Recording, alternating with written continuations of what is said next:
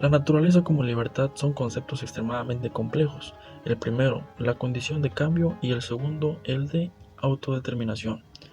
Por naturaleza entendemos aquí la esencia del ser y su movimiento, lo que es propio al ser en cuanto no es otra cosa, por ejemplo, arte o fabricación. El principio esencial de la naturaleza es su movimiento, y esto significa que potencialmente puede devenir otro en su misma especie. En su materialidad, un árbol es un árbol, una roca es una roca. Su materia se conserva y su movimiento la transforma. La naturaleza por el movimiento conserva la potencia del cambio y mantiene su cualidad. Desde esta perspectiva, se entiende la educación, acción de educar, como el movimiento de la naturaleza en libertad, como el advenimiento de la libertad en la naturaleza del hombre. Educar es el movimiento de la naturaleza humana cuya acción apunta a la libertad.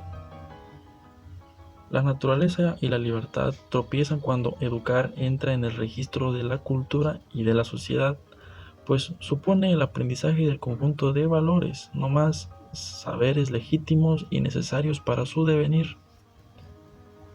Desde la perspectiva social, naturaleza y libertad encuentran un callejón sin salida. Dejado a su naturaleza, el hombre se hace triturar por su semejante, pero al entrar en contacto con ellos se ve obligado a renunciar a lo que construye su más íntima naturaleza.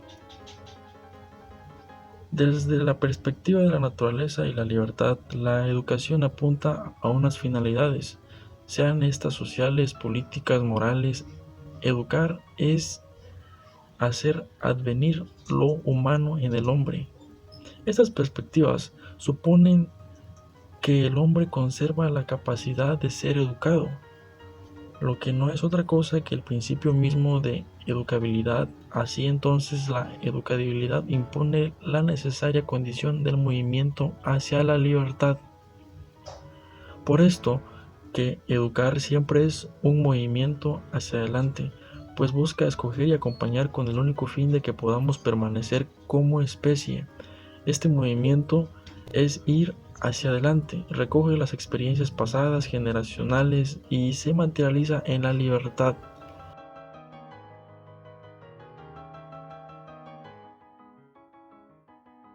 Así como la naturaleza y la libertad son la finalidad de la educación, la del pedagogo consiste en reflexionar las condiciones del acogimiento. Para los griegos, el pedagogo era el esclavo encargado de los cuidados del hijo del amo, quien lo acompañaba hasta el pórtico del liceo. En su recorrido procuraba dar buenos consejos, cuidar las costumbres, poner atención a su túnica y corregir sus modales. Sin embargo, quien impartía los saberes era el magíster, un hombre encargado de cultivar el intelecto y las destrezas y habilidades. Con estas ideas se formarían las escuelas cristianas, las cuales fueron las primeras en organizar el acompañamiento y acogimiento bajo el rótulo de pedagogía católica. Con la aparición de la Revolución Francesa se impondría un nuevo elemento pedagógico, el preceptor. Este sujeto reemplazaría al cura, pero conservaría ciertas prácticas pedagógicas católicas, e introduciría la enseñanza de operaciones básicas en las matemáticas, el aprendizaje de lengua común y la escritura y la lectura. Tanto el preceptor como el instructor jugaron un papel clave para la pedagogía en los Principios Ilustrados.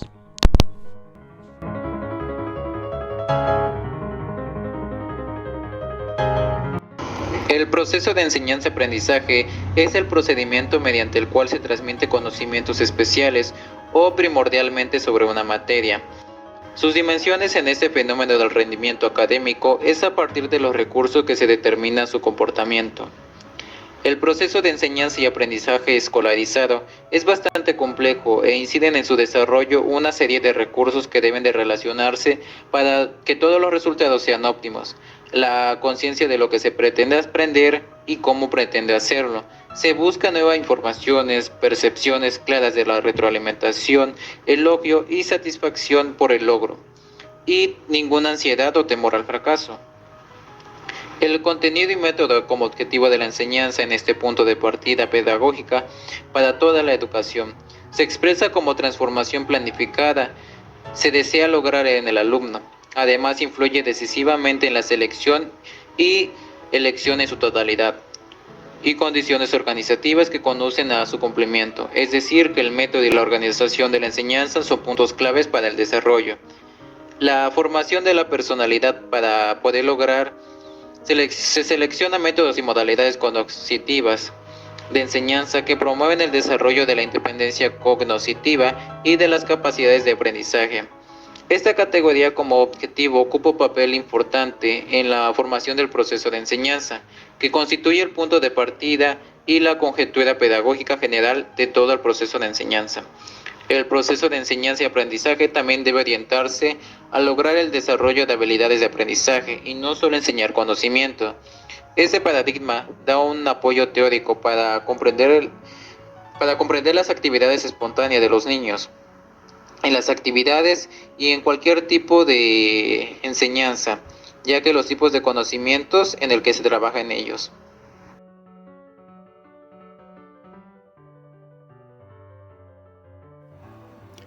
Las diferencias entre didáctica y pedagogía es que la pedagogía se pregunta sobre la educación en fin de la libertad del individuo y es por eso que trabaja en la naturaleza del sujeto.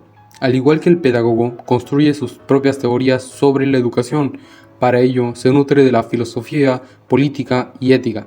Lo pedagógico hace del método una libertad. El pedagogo trabaja sobre las potencialidades del pensamiento para que el niño busque su camino y también reflexiona sobre las condiciones de la educación. Busca transformarlas, al igual que se cuestiona sobre el conocimiento y la educación de un sujeto libre y autónomo.